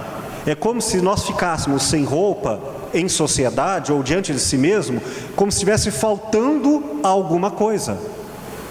Coisa, quero dizer, existência. Então, a nudez original de fábrica, como talvez uma criancinha antes da vestimenta, não é a mesma da nudez do adulto, quando muitas e muitas vezes construiu o seu próprio eu com roupa. E se ele usa uma roupa tão díspare à sua própria identidade, tal como ele a concebe, ele se sente fora do eu dele. Isso não sou eu. Uma segunda pele, podemos dizer, que é também uma prótese. E podemos dizer de outra forma, várias outras situações, desde a transexualidade. E com isso eu quero dizer o seguinte, parte das nossas discussões podem seguir o caminho fenomenológico, como cada um entende. Uma tarefa louvável, terapêutica de pesquisa, escuta. Só que há outro aspecto, que eu creio que pode seguir outro caminho, que também o percorre a filosofia clínica, é o estruturalismo sistêmico, que não passa mais pela perspectiva da pessoa em jogo, embora isso jamais seja abandonado. É quando a cultura estabelece um outro modo de existência que ultrapassa a individualidade e se torna uma habitação coletiva. Por exemplo, com o efeito do industrialismo, nós criamos todas as tecnologias identitárias para nos reconhecermos no mundo, expandindo a nossa mecânica muscular. Óculos, extensão dos olhos, carro, extensão das pernas, uma arma como extensão, ou um celular como extensão das mãos, e o computador como uma extensão instrumental da mente. Usava uma calculadora para fazer aquilo que o cérebro promoveria. Mas quando surge um Google, e um texto não é mais de um autor, ele é simultâneo, e é um hipertexto, há um hiperautor, ou seja, não há mais uma identidade que criou uma ideia, ela é simultânea. Passado e futuro agora se redefine de uma forma tão expressiva que é difícil saber até que ponto eu pensei ou nós pensamos.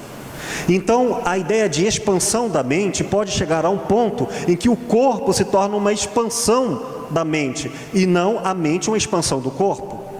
Vou dar alguns exemplos.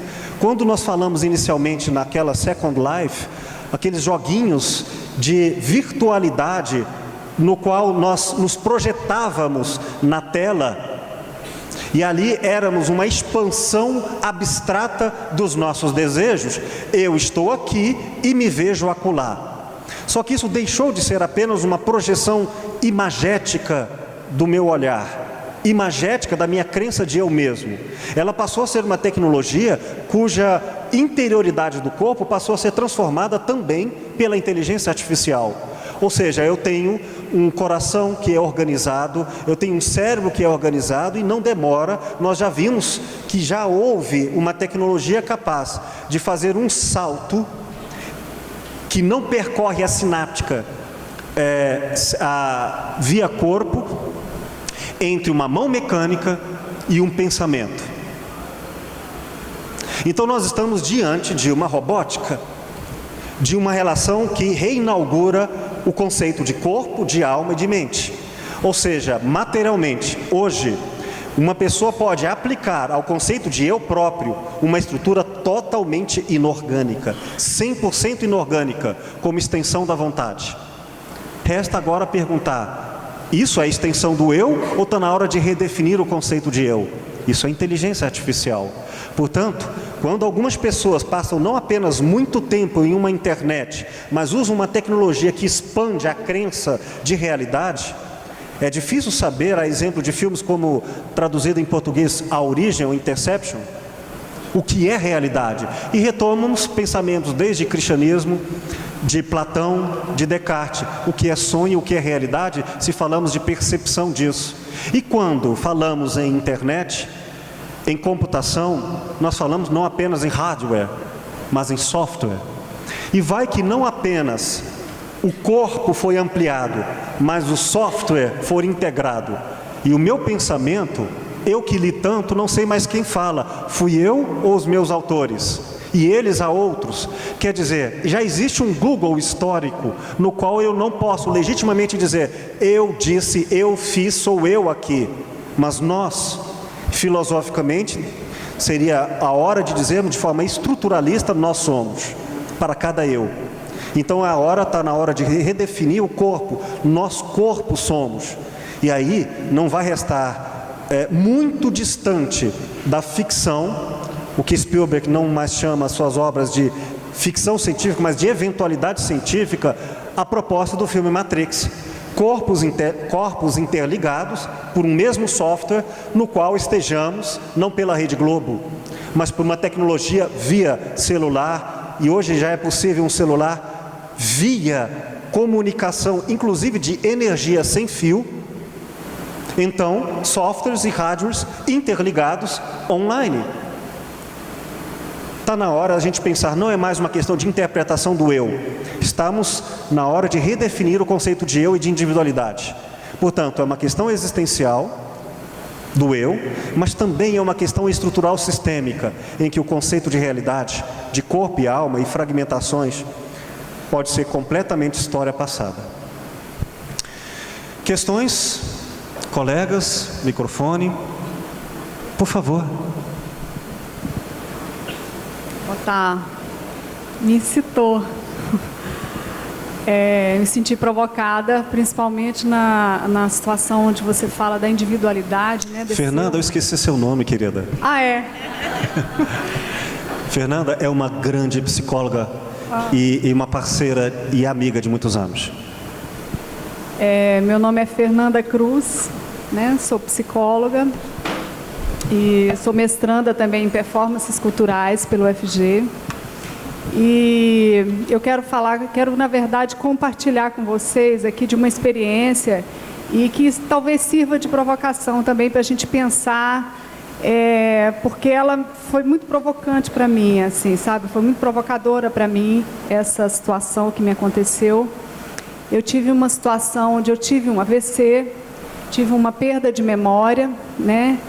E durante algum tempo eu fiquei assim, fazendo de tudo, também não perdi meus movimentos, mas assim, eu tive uma situação onde eu não tinha aquela memória do meu ego, da minha pessoa. Eu não lembrava quem eu era, eu não lembrava do meu filho, por exemplo, eu não reconhecia meu filho, não reconhecia minha mãe, não lembrava que eu era uma psicóloga, que eu era cantora, que eu era minhas coisas do dia a dia, por exemplo.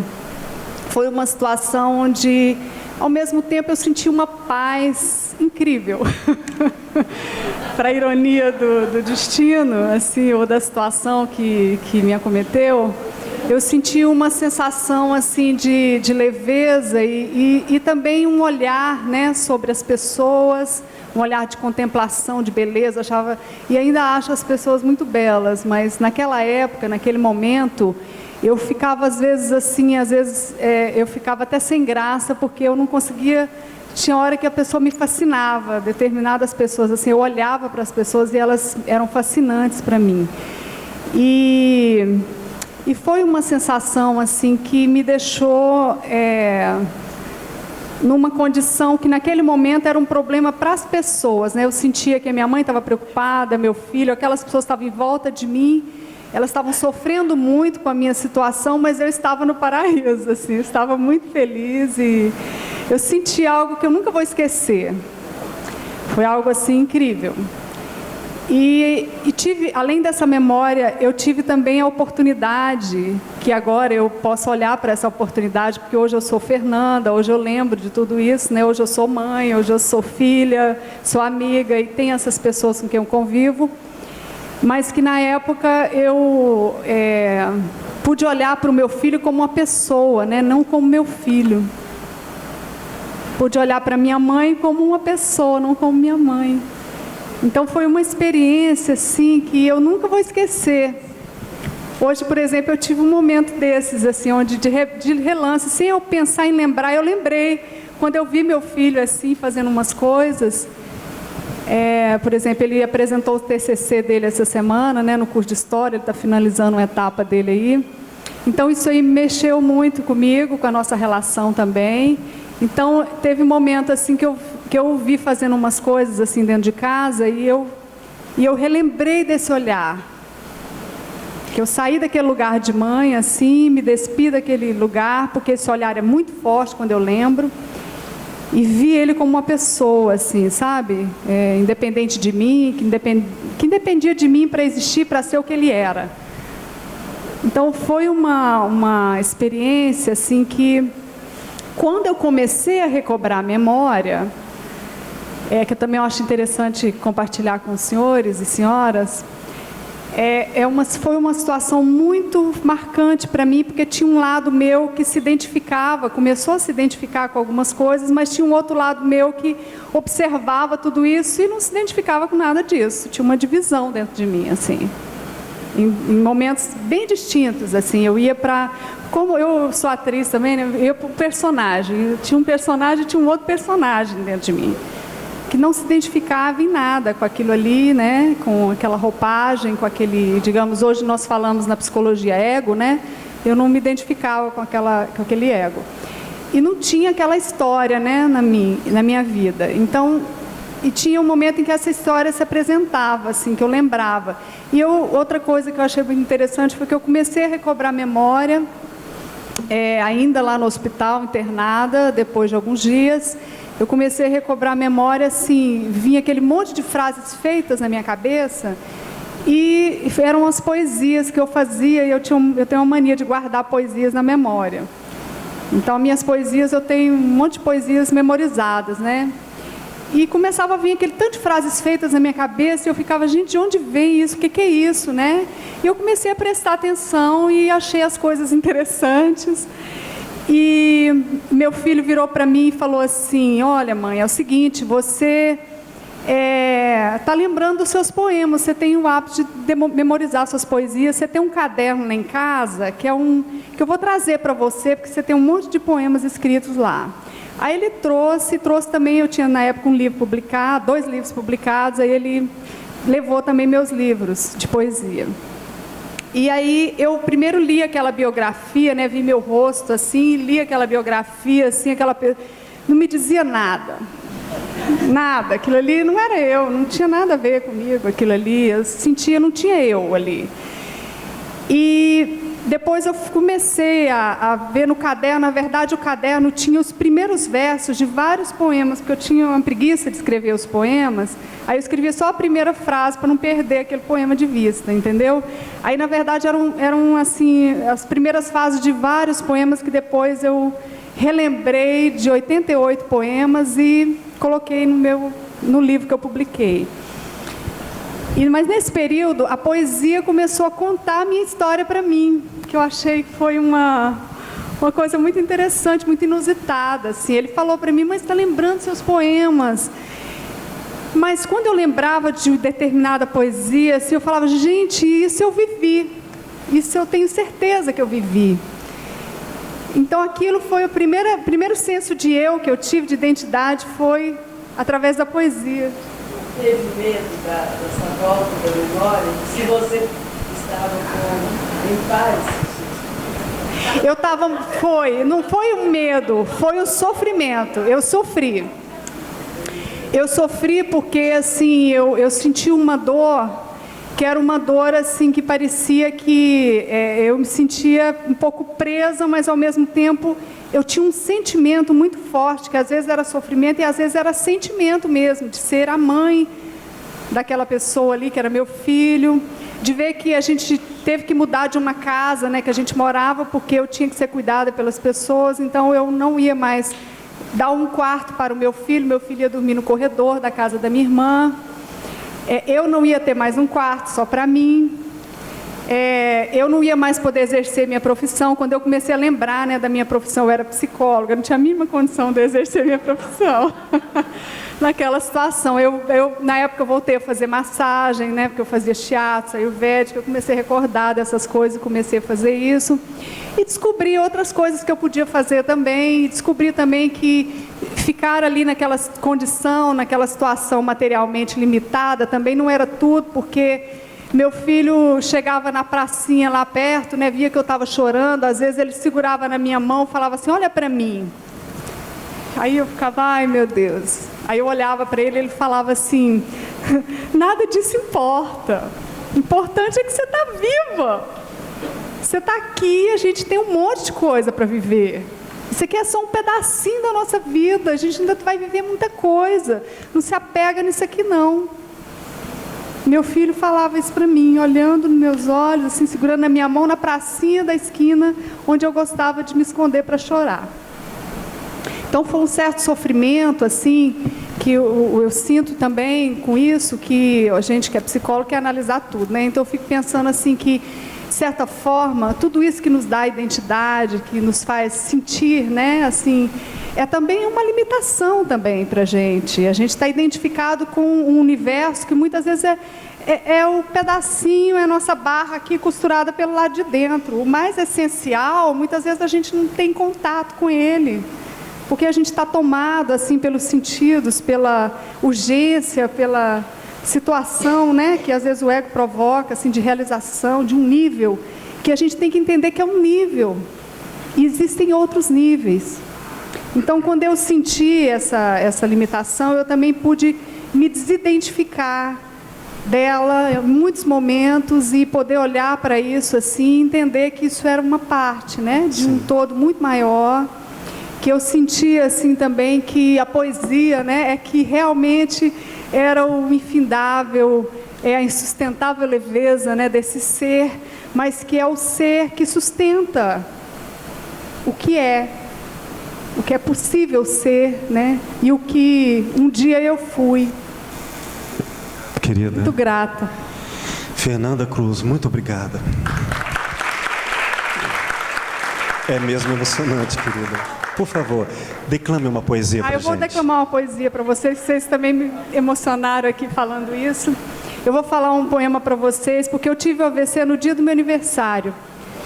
Que presente. Meu filho estava dormindo comigo nesse dia, na minha cama, exatamente porque ia amanhecer o dia do meu aniversário. E se ele não tivesse ido dormir na minha cama, o quarto dele era muito longe do meu quarto, e meus pais tinham acabado de mudar para o interior, a nossa casa era grande, eu teria morrido sem que ele visse, né? Porque foi quando eu caí que ele acordou e viu que eu tinha tido traumatismo craniano e o AVC. Então ele chamou o SAMU e eu fui reanimada a caminho do hospital 3 vezes. Cheguei lá, quem estava de plantão era o Wilson, que você falou dele aqui hoje. O Wilson Bretones era o meu médico, ele estava de plantão lá no Hugo e foi ele que me socorreu. E no dia do meu aniversário desse ano, eu estava num lugar chamado Rosa dos Ventos, lá no sul de Minas, que é um sítio do Carlos Rodrigues Brandão, que é um orientador que eu tenho no mestrado, e eu estava lá e eu resolvi fazer um poema lá para comemorar esse dia tão especial. Eu vou falar ele para vocês, que se chama Nascer. Fala assim: nasci num sopro ou foi num sonho, bem perto daqui ou no logo ali dos lugares, no ar mais próximo dos ares de dentro. Nasci aqui, mas quero lembrar é que nasci, do que nasceu e nasce a cada instante, e espalha rumos aqui adiante, enquanto as varandas e cantos de um lar recontam o aberto de suas folhas. O que há tempos disse o pequeno gesto, o que em um rosto ou traço se admira, o que ao menos por um instante veio, ou num pequeno ponto se mira, ou simplesmente passa nesse momento, nascido que nasce desde sempre com ares de alento, pelos largos planos habitados e humanamente plantados. É como ter um intento verde, que sempre se soube e nunca para, e por dentro o ar que inspira e exala. Mas o que sei de certo agora é que há revoadas de passarinhos, sabiás, andorinhas, e cantam, que são inúmeros os nomes da primavera, e que há uma era de espaços, quando abrimos no dia de sol os braços. O espaço desde então é o de sempre, tão imenso, a ser o que é dos meus nos olhos teus, a nos apequenar, ou quase nada saber. Ouvi sem saber, desde pequena, pontos do céu na noite. Depois nascer as cores no cantar dos galos. E nascer é uma coisa que todo tempo faz. Nascer é uma coisa que sempre traz caminhos para o infinito e as constelações do meu grito. Isso aí. Lindo.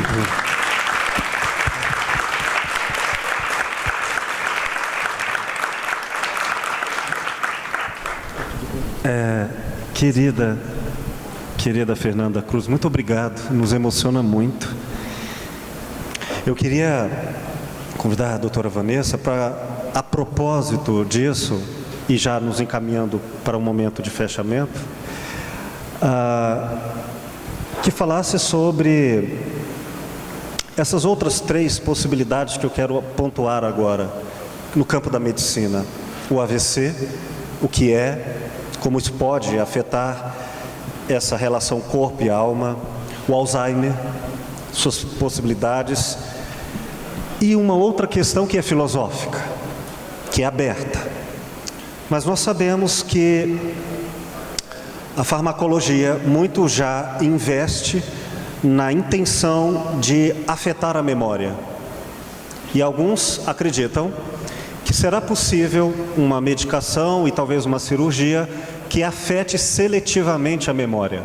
Vamos imaginar essa possibilidade, o que é uma questão ética séria, pelo menos ela é aventada em filmes e literaturas, como por exemplo, imaginei uma pessoa que decida fazer um crime e depois consegue uma medicação que lhe apaga as 4 últimas horas, e aí resta saber, ela cometeu ou não cometeu um crime, porque afinal de contas, quem é ela? Ela é a sua memória?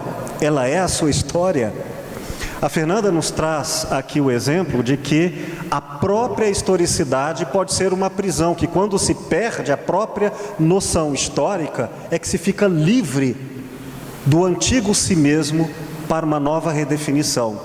Ela, a Fernanda, querida Fernanda Cruz, nos fala disso, que é ser livre do lado de fora da memória do eu. Mas então, querida doutora Vanessa, AVC, Alzheimer e medicações. Na verdade, a gente precisava de mais uns 10 café filosóficos para falar sobre isso. Mas eu vou falar bem rapidamente. Primeiro, no AVC relacionado ao caso da Fernanda. Provavelmente ela teve um AVC e ela teve um fenômeno chamado prosopagnosia, em que a incapacidade de reconhecer faces.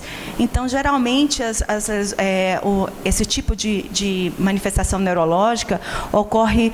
É muito frequente ocorrer em acidentes vasculares cerebrais ou algum outro tipo de lesão cerebral que acometa regiões envolvidas com reconhecimento da face, que é o giro fusiforme no lobo occipital e as suas conexões com áreas associativas no lobo temporal. Então, provavelmente, ela teve um AVC dessa região, provavelmente, eu não lembro, né, Fernanda? Nós já conversamos uma vez se foi isquêmico ou hemorrágico, e ela ficou com esse transtorno. Mas esse transtorno pode ser até hereditário. Esses casos hereditários de prosopagnosia, que vem lá do grego faces e gnosia, reconhecimento, agnosia, não reconhecer, né? Então, é um fenômeno não tão infrequente quanto a gente acha. E realmente deve ser uma sensação interessante de você se ver no espelho, não se reconhecer, ver pessoas da sua vida diária. Então, é um fenômeno neurológico, neurobiológico, secundário a um processo. E o AVC é a sigla para o acidente vascular cerebral, que é um fenômeno geralmente agudo, em que você tem ou a interrupção do sangue rico em oxigênio e nutrientes para uma determinada região do cérebro, ou você tem, então, um rompimento de um vaso sanguíneo, no caso uma artéria, com o extravasamento de sangue. A maioria dos AVCs são tipo isquêmicos e sempre são quadros agudos, abruptos, e são hoje a principal causa de morbidade, de incapacidades no mundo todo. Com relação ao Alzheimer, também precisávamos de muito tempo. Na verdade, Alzheimer é um do tipo de demências, um do tipo de síndromes cognitivas em que você tem o comprometimento ou inicialmente apenas de uma função e depois de todas, né? Que vai desde a memória recente, a memória operacional, memória de trabalho, até funções como linguagem, praxia, que é aquilo que você aprende e não desaprende, cálculos, memória visoespacial. Então, assim, no paciente com Alzheimer, que é um dos principais tipos de demência, a primeira manifestação costuma ser geralmente com a memória recente. Então, é como se também fosse perdendo a identidade, né? E acho que tem muita coisa para falar, é difícil, tem coisa demais para falar sobre as demências, né? Você assistiu o filme chamado Iris? Sim. É recomendável. Um filme chamado Iris, que conta a história biográfica de uma grande filósofa inglesa, literata, que, percebendo que foi acometida de Alzheimer e que logo perderia o contato com o mundo conhecido, ela já sabia e se preparou para ficar presa na memória. Ela foi se preparando como escritora para isso. Foi abandonando as palavras. Igual o filme também da Alice, né? Para Sempre Alice, que é uma paciente que teve o Alzheimer de início precoce e que ela ela ainda tinha total cognição, algumas discretas perdas, e ela se programou até para o suicídio, né? Para o autoextermínio, quando ela tivesse já bem avançada. Ela deixa um vídeo fazendo todas as orientações e a gente vê como ele não consegue, né? A memória recente. Querido colega, professor Watson, suas observações de tudo isso que é tão rico de sentimento e dor também. Olha, algumas palavras ficaram aqui no meu ouvido sobre as questões tanto da Fernanda como da Lúcia, né? Eles cuidaram de mim. Meu marido disse, eu te amo, né? E a Fernanda também, o filho falou isso, né? Eu acho que isso é uma questão em que a gente tem que refletir aqui. Eu acho que foi um momento muito legal e que eu acho que o que a gente falou aqui ficou. Vocês foram no passado na história de vocês, não foi, gente? E com vocês mesmos. Acho que a gente criou uma dialética aqui para que vocês entrassem em contato com vocês mesmos e observassem como é que está vivendo, como é que você está construindo a sua história, né? Eu acho que foi muito rico isso que aconteceu. E lembrando que a gente, por isso que eu trouxe a história da Cora, tá? A gente constrói a nossa história. Essa história, ela vem, e a forma como eu encaro o meu sofrimento, né? Porque eu não tenho que ser o sofrimento. Eu tenho que enfrentar o sofrimento. Então eu pensei de pessoas que são acometidas, né, por doença, por fibromialgia, que tem que conviver com a doença, com a dor o tempo inteiro. Pessoas que vivem em relações de ser subjugadas, né, principalmente as mulheres, o que está acontecendo, e que não consegue, que tem a dependência afetiva. Então são vários sofrimentos que vieram aqui na minha cabeça enquanto vocês estavam conversando. Eu sou amigo da Fernanda desde o milênio do século passado. A gente estudou lá em 87, começou a psicologia, e ela falou uma coisa e disse para mim ali, ela falou assim: Adson, quem é você, né? Porque eu estou lembrando do Adson, menino lá de Itapirapuã, né, das nossas festas, né, Fernanda? E quem é você agora? Foi muito interessante essa frase da Fernanda, porque eu vejo que, como eu falo para os meus alunos, né, que eu sou supervisor de estágio, eu falo que o psicólogo tem que ter o olhar do bebê de 8 meses, porque o olhar do bebê de 8 meses, ele não está descobrindo o diferente.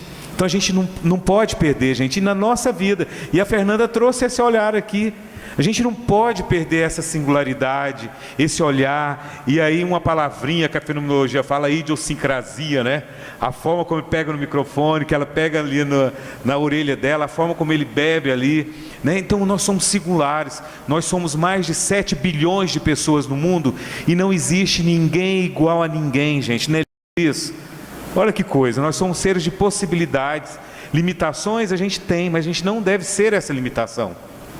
A gente tem que enfrentar essa limitação.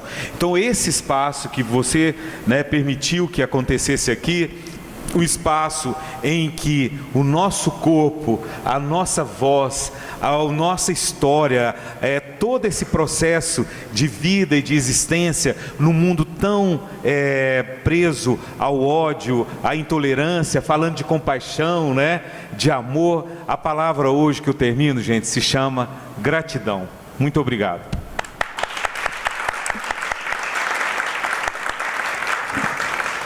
Queridos, gostaram do evento? Eu gostaria de convidar as dançarinas de hoje para falarem rapidamente aqui ao microfone um pouco da sua dança, da sua arte e desse tema do nosso café. E depois faremos o lançamento dos livros. Boa noite. Meu nome é Janete, eu sou psicóloga e bailarina, né, de dança do ventre.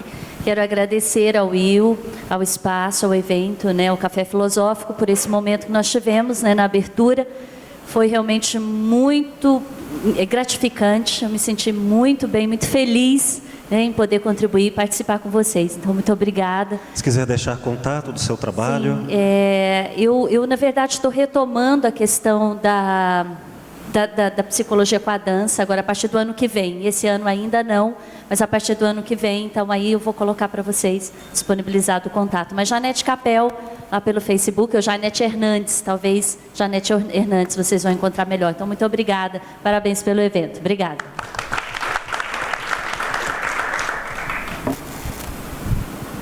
Boa noite a todos, eu sou a Mara Amaral, tenho uma escola de filosofia comportamental aqui em Goiânia do Método De Rose, já atuando aqui em Goiânia com esse tipo de trabalho já há 12 anos. Sou de Salvador, mas agora já virei goianinha aqui nessa terra linda que me apaixonei. E o trabalho do Método De Rose, ele tem 2 pilares que para nós é muito importante. Um deles é o que vocês vivenciaram aqui, puderam presenciar, que é a parte técnica, né? Então a gente leva muito em consideração o corpo como a expressão do que a gente vivencia mentalmente, né? Não tem separação, né? Então a gente tem ali um sentimento mental, emocional e físico, e ambos precisam trilharem juntos no processo evolutivo. E o outro é um pilar comportamental, de boas relações, de boa alimentação, de boas maneiras. Então, procuramos, através desse método, transformar um pouquinho a nossa individualidade para contribuir também com o processo evolutivo do outro. Então é isso, lá na recepção tem um cartazinho, um folder, que tem meu endereço, mais informações, e é isso. Muito obrigada pela oportunidade. Muito obrigado, querida. Muito obrigado. Daqui a pouco nós faremos o sorteio deste livro, a última grande lição, 2 livros. Mas eu queria pedir ao querido Watson que dê suas palavras, não as finais, apenas as mais recentes deste nosso evento, e de minha parte extremamente grato pela riqueza com que nos aumentou muito a vontade de sermos melhores. Falo por mim. Olha, eu estou saindo daqui muito melhor do que cheguei, tá?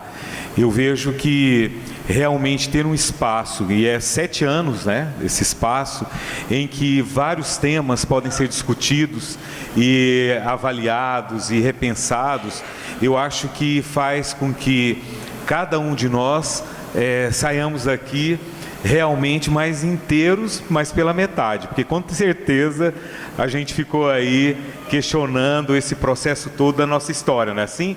E é isso, gente, é viver com essa intensidade e sabendo que a vida, ela existe e tem uma finitude. Eu tive uma experiência com meu tio em casa com ela, com esclerose lateral amiotrófica. Eu estava até falando com a doutora que a minha tia ficou muito presa em relação ao próprio corpo dele, porque ela não tinha vida.